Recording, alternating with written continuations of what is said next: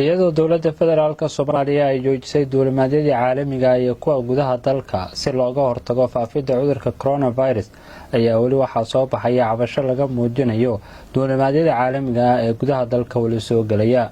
dowladda federaalka Soomaaliya ayaa waxaa laga codsaday inay joojiso duulimaadyada caalamiga ah ee gobolada qaar ka soo degaya. anigoo ku hadlaya magaca Northern States of Somalia midnimada ummadda Soomaaliyeed gobolada waqooyi iyo gobolada koonfureed iyo meel kasta ay joogaan horta dhammaan ummadda Soomaaliyeed waan salaamayaa.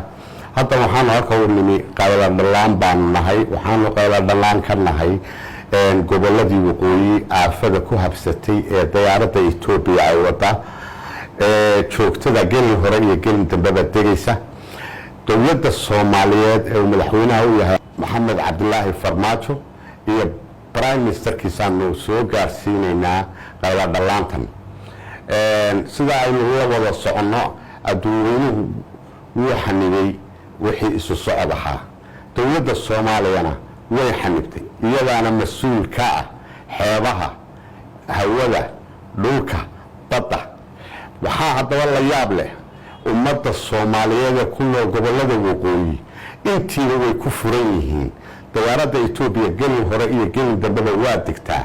ummadda la socotaana gobolada Soomaaliya oo dhan bay u kala baxaan. casarkii markay timaado fiidkii qaar baa garowa seexda habeenka dambena xamar soo seexda. waxa dowladda Soomaaliyeed hawada ugu fasaxday Itoobiya oo fayraskaas qaybinaysa. Itoobiya sida aynu ognahayba qaadkii way ka joojisay dalkeeda iyo goboladooda inuu uga baxo Oromiya gudaheeda. Soomaaliya ayuu wuxuu uga furan yahay maxaa ka galay xamar buu soo gaaraa bari buu gaaraa gobolada wuxuu gaaraa. dowladda Soomaaliyeed ee Maxamed Cabdullaahi Farmaajo hogaaminayo ayaa mas'uul ka ah wixii dadka gaara. gobolada waqooyi 30 sanadood ba iilkay kor yaaleen qabrigay kor yaaleen maantana iilkii baa lagu guray iyadoo la wada arkayo dowladuna aanay ka hadlin. waxaa kale oo la yaab leh Prime Minister ku-xigeenka gobolada waqooyi ka soo jeeda guriga guurtida golaha sare waqooyi ka soo jeeda wasiiray leeyihiin maxkamad bay leeyihiin baarlamaan bay leeyihiin gobolada waqooyi ka tirsan.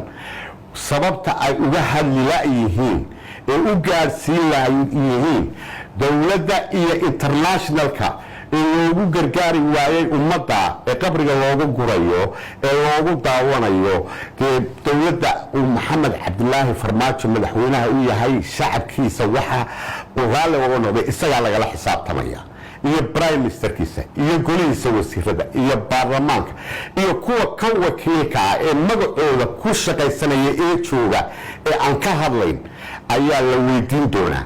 waxaanu ka codsanaynaa dowladda sharafta leh shacabkaas waa shacabkiini hawada idinka xukuma xeebaha idinka xukuma xuduudaha idinka xukuma in aad sida ugu dhaqsaha badan ay wax uga qabataan diyaaradana aad ka joojisaan gobolada waqooyi ee gelin hore iyo gelin dambe tegaysa.